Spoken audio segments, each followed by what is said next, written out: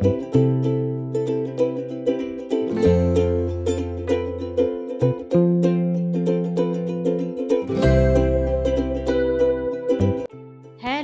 আমি সৌমা। গৃহিণীর এই চ্যানেলে তোমাদের সবাইকে জানাই অনেক স্বাগত। তোমরা সবাই কেমন আছো? আশা করি বেশ ভালো আছো। আমরাও বেশ ভালো আছি। আজ হলো রবিবার, এক্কেবারে কারেন্ট ভিডিও। আজকে রবিবার দিনই ভিডিওটা আপলোড করব। আমি সাধারণত যেদিনকে ভিডিও আপলোড করি তার আগের দিন ভিডিও করি, কিন্তু জানো তো কালকে কোনো ভিডিও করতে পারিনি। তার কারণ বিছানাপত্র, তারপরে তোমার ওই কাঁথা বালিশ যেগুলো ছিল সমস্ত বের করেছিলাম কাচবো বলে, ওগুলো কেচেছিলাম, তোমরা দেখেইছিলে যে ওগুলো কাচবো বলে বের করেছিলাম। তার জন্য প্রচণ্ড হাতের যন্ত্রণা ছিল, সেই হাতের যন্ত্রণা আজও আছে। আর হাতের যন্ত্রণার জন্য কালকের দিনে আর কোনো ভিডিও আমি শ্যুট করিনি। তাই ভাবলাম আজকে রবিবার আছে, আজকে তো ভিডিও সকাল থেকে শুরু করব, সেটাই তোমাদের আপলোড দেবো। একেবারে কারেন্ট ভিডিও। সকালবেলা ঘুম থেকে উঠে বাসি কাজ সেরে তারপর বিছানা তুলে রাইকে যথারীতি একটা ডাব দিলাম। ডাবটা এরকম কেটেই আসে, জাস্ট আমি একটুখানি ফুটো করে পাইপটা ঢুকিয়ে দিই, তারপরে ও খেয়ে নেয়। আর তারপরে যা রান্না করব সেগুলো ফ্রিজ থেকে বের করে দিলাম। আর এখন সকালের টিফিনটা রেডি করছি। রাইকে দিয়ে দেবো মুসলি আর দুধ।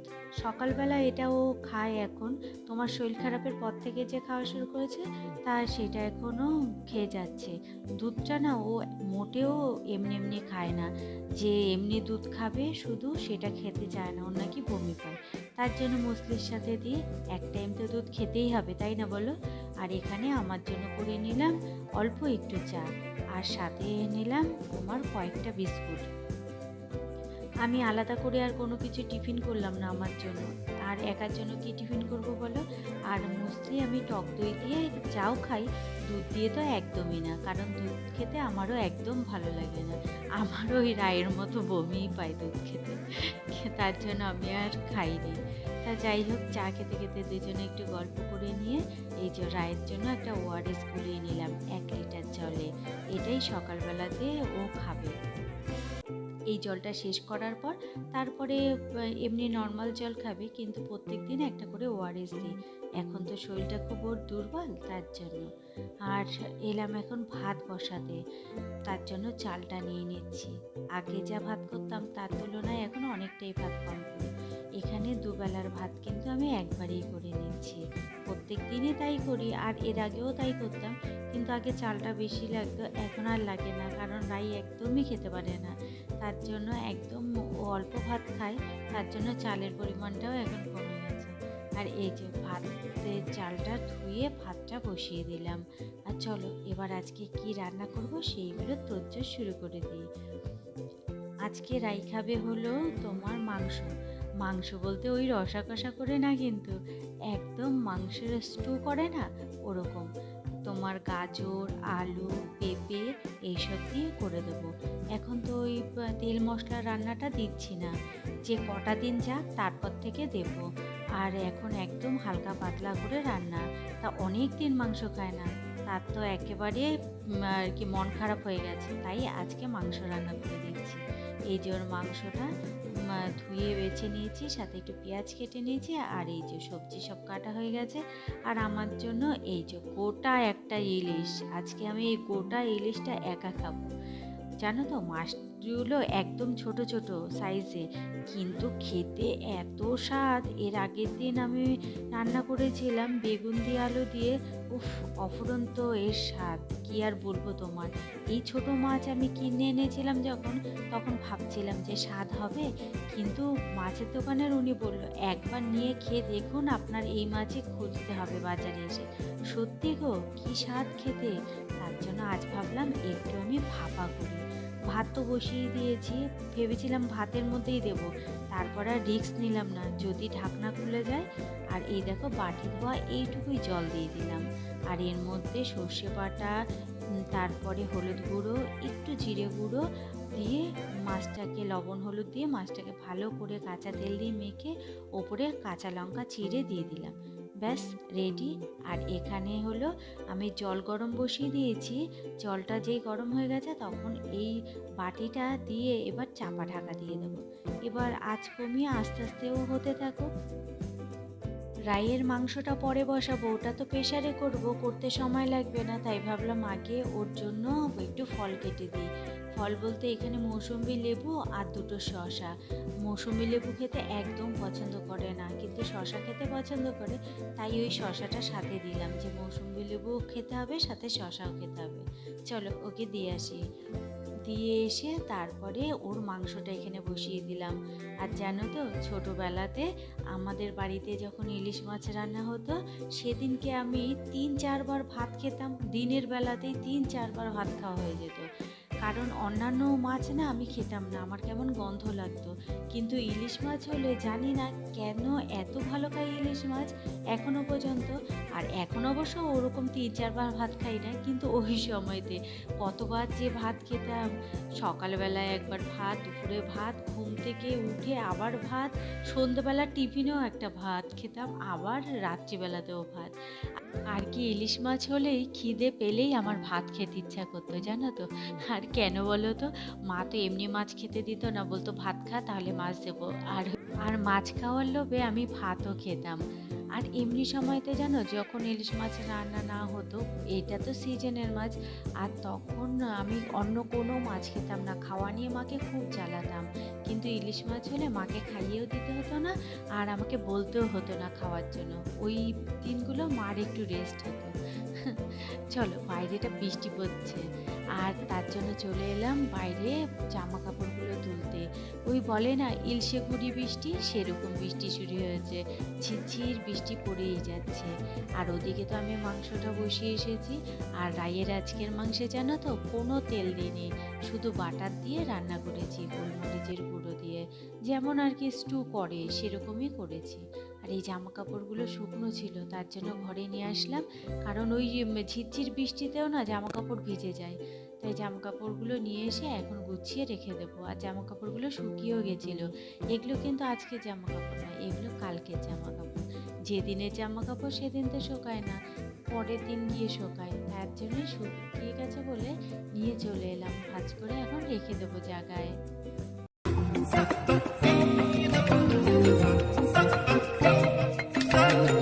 তোমার কাছে ঘর বেঁধেছি সুখ পরিদের কোল, চোখ তাকালো মেঘ সরালো, ইচ্ছে দিল দোল। তুমি আমার স্বপ্নতে সাজাও বড় যত্নতে, আদর ঢেলে আলো আধারের সংসারে। তুমি আছো তাই মন সারে, ব্যথা পেলে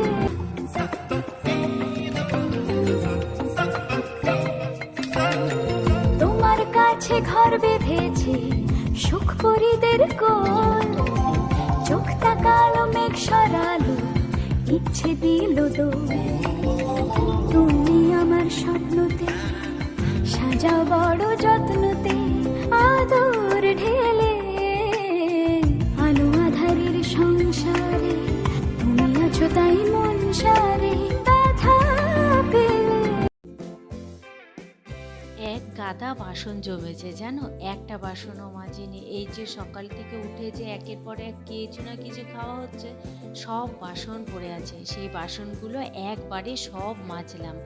আর অনেকগুলো বাসন জমে গেছিলো বেসিংয়ের জন্য, আর বাসন মাজতে জন্য অনেকটা সময়ও লাগলো। আর রান্নাবান্না তো সমস্ত কিছুটাই হয়ে গেছে। এখন গ্যাসটা পরিষ্কার করে নিয়ে তারপরে ঘর দরজা এখনো ঝাঁট দেওয়া, মোছা সমস্তটাই বাকি। কাজ করতে করতে অনেকটা লেট হয়ে যায়, আগের মতো তাড়াতাড়ি আর কাজ হয় না। কেন বলো তো, রায় যেহেতু অফিস যাচ্ছে না, এর জন্য উঠছিও একটু লেটে, রাতে ঘুমাচ্ছিও লেটে, এর জন্য সকালে উঠতেও আমার লেট হয়ে যাচ্ছে। তাই সকালে উঠতে লেট হয়ে যাচ্ছে বলে পুরো দিনের কাজবাজি আমার লেট হয়ে যাচ্ছে। আজ আর কাঁচা টাচা কিছু নেই, কাচবও না, কারণ হলো হাতের প্রচণ্ড যন্ত্রণা জানো তো। এই যে কাজবাজ করছি তাতে কিন্তু আমার প্রচণ্ড কষ্ট হচ্ছে, কিন্তু যেই পরিমাণে ব্যথাটা ছিল তার থেকে এখন অল্প আছে, কারণ ওই ব্যায়াম করাতে একটু ব্যথাটা কমেছে, কিন্তু পুরোপুরি এখনও কমেনি। আর এর জন্য আজকে আর কোনো কিছু কাছাকাছিও করব না। এখন থেকে ঠিক করেছি জানো তো, কাঁথাগুলো আর ব্যবহার করব না। এত কষ্ট হয় কাচতে, আর আগের মতো এখন অত শক্তিও নেই, বয়স তো হচ্ছে বলো, এখন কি আর আগের মতো অত শক্তি আছে? আর তারপরে 9 দিন যে কাছাকাছি কিছু করিনি, তার জন্য যেন শরীরটা একেবারেই বসে গেছে, আর এর জন্য মনে হয় কাচতে গিয়ে আরও বেশি কষ্ট হলো। তা ঘর দরজা ঝাড় দিয়ে ঘর মোছাটা তোমাদের সাথে শেয়ার করিনি, ঘর মুছে স্নান করে চলে এলাম। আর এই যে তোমার এই প্রত্যেক দিনের যেই জামা কাপড়গুলো থাকে, সেই জামা কাপড়গুলোই ধুয়ে নিলাম। জামা কাপড় তো এই বর্ষার মধ্যে জমানোই যাবে না, কারণ জমালেই তো ব্যাস, আর কোথায় মেলবো? ঘরে তো এইগুলো ঘরে নিয়ে মেলা যায়, জল ঝরলে পরে, কিন্তু যদি বাই চান্স রায় ঠান্ডা লেগে যায়, এর জন্য আর ঘরে নিয়ে মেলি না, এখানেই থাকে। তা এখন পুজোটা দিয়ে নিলাম। আর দেখো যে শুধু গাঁদা ফুল রয়েছে, আর কোনো ফুলই ছিল না, আর বেলপাতা তুলসী পাতা কিছুই ছিল না। তা যা ছিল তাই দিয়ে পুজোটা সেরে নিলাম। আর এখন চলে আসলাম ভাত খেতে। চলো তোমাদের দেখাই কি কি রান্না করেছি, তা তো তোমরা জানো। ফাইনাল লুকটা এই হলো ভাত। আর দাঁড়াও, রায়ের মাংসটা আগে দেখাই। রায়ের মাংসটা দিয়ে এত বাটারের গন্ধ বেরোচ্ছে, রায়ের তো খুব আনন্দ লাগছে, কিন্তু আমার গা পাকিয়ে আসছে। আমি জানো তো এই মাংসের স্টু একদম খেতে পারি না, আমার একটুও ভালো লাগে না। ওই যে আমি বাটার খাই না যে, এই কারণে। কিন্তু রায় খুব ভালো খায়। আর এই হলো আমার স্পেশাল মাছ। উফ, আমার তো নাম শুনলেই যেন জিভে জল চলে আসে। আর এই দেখো রান্নাটা কেমন হয়েছে বলো তো, যা সুন্দর গন্ধ বেরিয়েছে, তোমাদের যদি একবার গন্ধটা শোকাতে পারতাম। উফ, খেতেও না দুর্দান্ত স্বাদ হয়েছে, দুর্দান্ত। একটা গোটা মাছ আজকে আমি একাই খাবো, বুঝলে? গোটা ইলিশ মাছ। ছোটোবেলায় জানো তো আরেকটা কথা মনে পড়ে গেল, ছোটোবেলায় মাকে বলতাম, মা আমি এত ভালো ইলিশ মাছ খাই, আমাকে তুমি ওই ছোট ছোট পিস করে ইলিশ মাছ দেবে না, তুমি আমাকে একদিন গোটা রান্না করে দেবে তো? তখন মা গল্প করতো যে জানিস তো আমার দাদুও, আর কি মার দাদু, ইলিশ মাছ খেতে খুব ভালোবাসতো নাকি। তা সে এরকম বলেছিল যে ইলিশ মাছ এরকম গোটা রান্না করে দিতে। তা আগেকার দিনের মানুষ তো গোটা রান্না খেতে চেয়েছে বলে করে দিয়েছিল, কিন্তু সেই গোটা রান্না খেতে নাকি কোনো স্বাদ ছিল না। যতই চিড়ে দিক না কেন, এরকম কেটে রান্না করার যেই স্বাদ, সেটা নাকি একদমই আর কি ভালো লাগছিল না। তার জন্য উনি আর খায়নি ওই মাছটা, কোনো রকম একটুখানি খেয়ে তারপরে এই রান্না করা মাছটাই খেয়েছে। তা আমি যখন খেতে চেয়েছি, মা তখন এই গল্পটাই শুনিয়েছিল। আমারও এত ভালো লাগে ইলিশ মাছ খেতে, আমারও মনে হয় যেন আমি গোটা মাছটাই খেয়ে নিই, এরকম পিস পিস করে রান্না না করে। আর জানো তো রাই হয়েছে ঠিক উল্টো, ও ইলিশ মাছের গন্ধে ওর গা পাকিয়ে আসে, ওর বমি পায়। ও কিন্তু এই যে মাছটা রান্না করেছি, এখন তো নয় শরীর খারাপ তার জন্য খাবে না, কিন্তু ও ইলিশ মাছ একদম খায় না। ওর ইলিশ মাছের যেই গন্ধটা, সেই গন্ধটায় ওর গা পাকিয়ে আসে, বমি বমি পায়, এর জন্য ও খায় না। আমার বিয়ের পর আমার শ্বশুরবাড়িতে আমার বাবা বলেছিল যে আমি প্রচণ্ড পরিমাণে ইলিশ মাছ ভালো খাই, কিন্তু বলো শ্বশুরবাড়িতে কি আর এতবার ধরে খাওয়া যায়? তখন খেতে ইচ্ছা করতো ঠিকই, কিন্তু যা দিত তাই খেতাম, কখনো আর দ্বিতীয়বার বলতাম না আমি ভালো খাচ্ছি আমাকে আরেক পিস দাও। সেটা কি আর বলা যায় শ্বশুরবাড়িতে? তাহলে তো বলবে দেখো বউ কেমন এসছে, কেমন রাক্ষসের মতো খায়, তাই না বলো? তখন আর ওইসব হতো না। কিন্তু ওই যে বিয়ের পরে বাপের বাড়ি যখন যেতাম, তখন আবার ওই বিয়ের আগের মতো করে খেতাম। বিয়ের পরে মানুষের কত পরিবর্তন হয়ে যায়, তাই না? চলো আজকে আমি তৃপ্তি করে ভাতটা খাই, আর ভিডিওটা এখানেই শেষ করছি। তোমরা কে কে আমার মতো এত ইলিশ প্রেমী আছে বলো তো, কমেন্ট করে কিন্তু জানিও। আর চলো আজকের মতো ভিডিওটা এখানেই শেষ করছি। তোমরা সবাই ভালো থেকো, সুস্থ থেকো, সাবধানে থেকো। আর ভিডিওটা যদি ভালো লেগে থাকে তাহলে প্লিজ একটা লাইক, একটা কমেন্ট করে দিও, আর সাবস্ক্রাইব করে আমার পাশে থেকো। চলো আজকের মতো টাটা।